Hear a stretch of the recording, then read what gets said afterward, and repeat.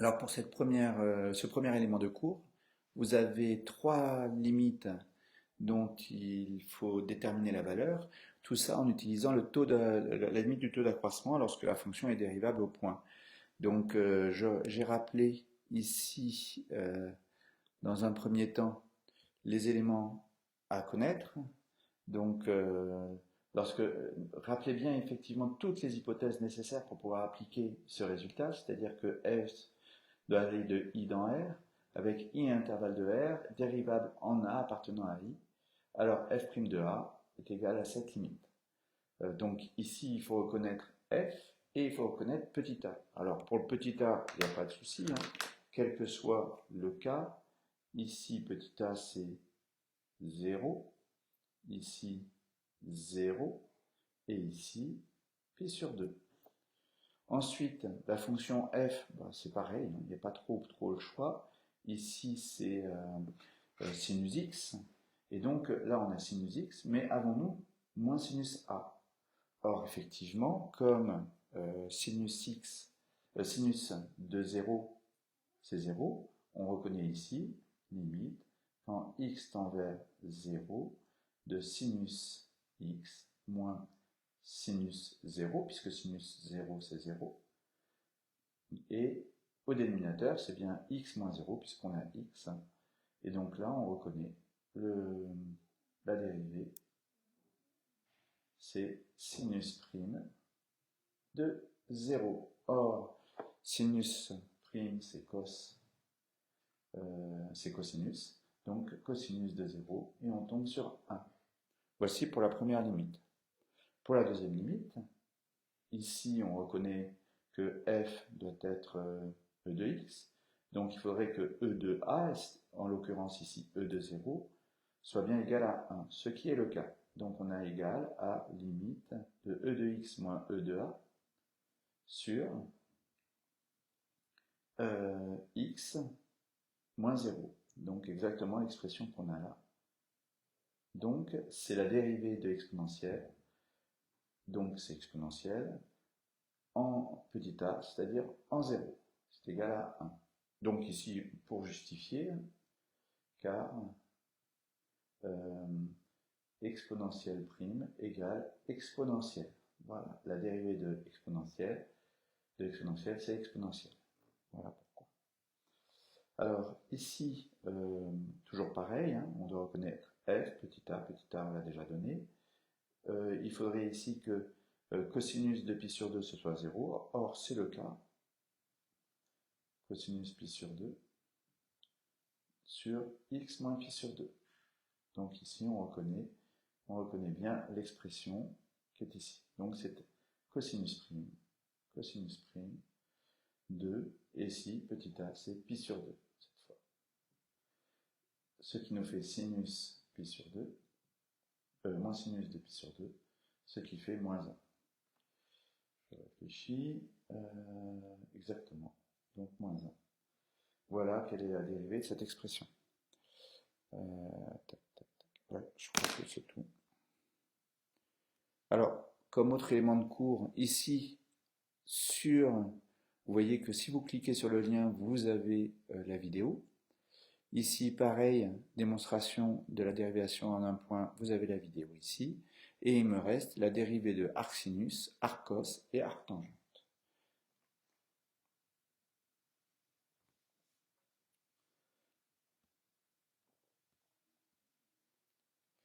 Alors ici, pour la suite, pour l'élément de cours qui consiste à déterminer la dérivée de arcsinus, arccosinus et arctangente, alors je l'ai fait dans quel ordre? Arcsinus, arccosinus et arctangente.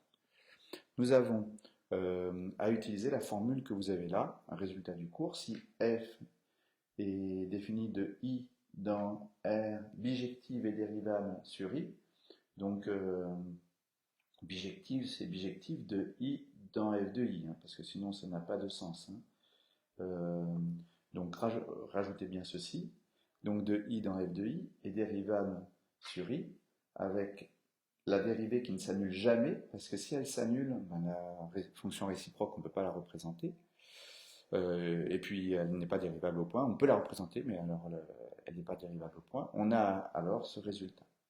Donc, pour la fonction arc-sinus, par exemple, on va commencer dans un premier temps à montrer qu'elle est bijective de i dans f de i. Donc pour cela, il va falloir considérer la fonction sinus comme étant définie, enfin la fonction sinus restreint à un intervalle sur lequel la fonction sinus est bijective. Alors graphiquement, cela s'observe très très simplement, puisque nous avons la fonction sinus qui est strictement croissante de moins pi sur 2 à pi sur 2,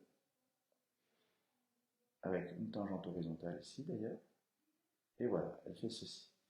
La valeur en pi sur 2 c'est 1, en moins pi sur 2, moins 1. Tout ceci se retrouve grâce au cercle trigonométrique. La valeur en moins pi sur 2, c'est l'ordonnée, donc c'est moins 1. Et ensuite, ça vaut 0 en 0, quand l'angle est nul, sinus 0, 0, puis 1. On obtient ici un minimum et un maximum, c'est pour ça qu'on a une tangente horizontale. Donc effectivement, sinus est bien bijectif de moins pi sur 2 dans pi sur 2, de moins pi sur 2, pi sur 2, dans ici moins 1, 1. Voilà.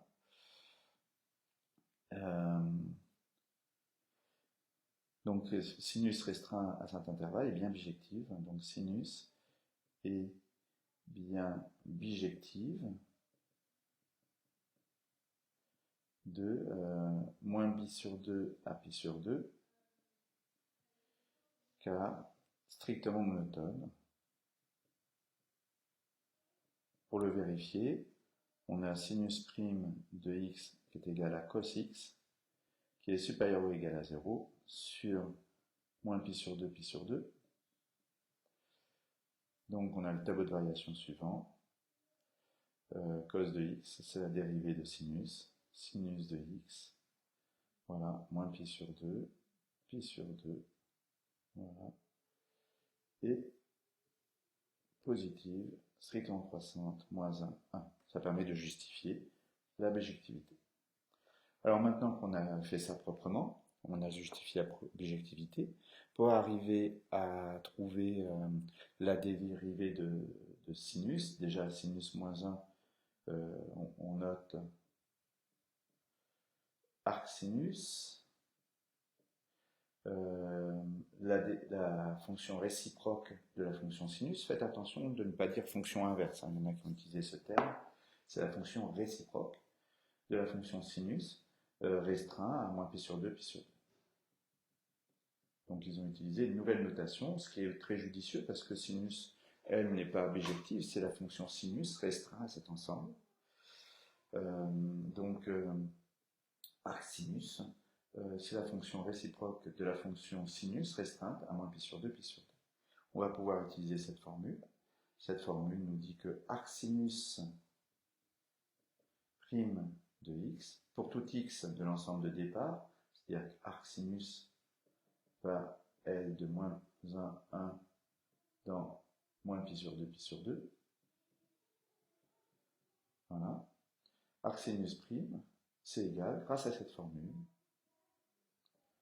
à 1 sur f', c'est-à-dire sinus prime, rond arcsinus de x. Alors on a un résultat du fait de la bijectivité, c'est quel que soit x appartenant à moins 1, 1, sinus, sinus de arcsinus de x. Voilà. Donc pour cela, il faut que on obtienne un sinus de arcsinus x. Or ici, sinus prime, c'est cosinus x et non pas sinus. Donc, on constate que je ne peux pas utiliser cette formule, sauf à transformer le cosinus, l'exprimer en fonction du sinus. On a, quel que soit grand x appartenant à R, cosinus. Alors, R, je mettrai après, parce qu'en fait, je vais pouvoir utiliser une propriété qui va me permettre, lorsque je suis sur un intervalle donné, à enlever une valeur absolue. Vous allez voir tout à l'heure. On a ceci. Donc ici, cos carré de grand X, c'est égal à 1 moins sinus carré de grand X. Et ici, si je prends la racine, j'ai racine carrée de cos carré de grand X qui est égal à racine carrée de 1 moins sinus carré de grand X. Je vais pouvoir donc remplacer cos de arc sinus par racine carrée de 1 moins sinus carré de arc sinus. Donc, ceci bien utile.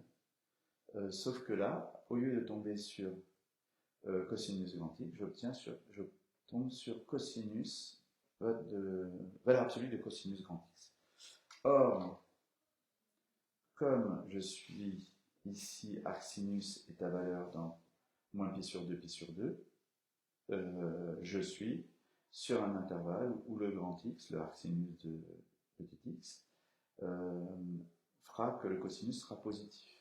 Donc c'est ça que je vais pouvoir utiliser ici. Vous mettez car grand X appartient à moins pi sur 2, pi sur 2. Voilà pourquoi on peut enlever la valeur absolue. Voilà pourquoi je n'avais pas complété ici. Voilà. Comme arc sinus est bien entre moins pi sur 2 et pi sur 2, effectivement, ici, je peux remplacer et mettre directement que c'est 1 sur racine carrée de 1 moins sinus carré de arc sinus de x. Voilà. Et j'obtiens racine carrée de moins x carré. La formule pour la dérivée de arc sinus. On va faire sur une autre vidéo le arc cosinus, parce que c'est un peu long.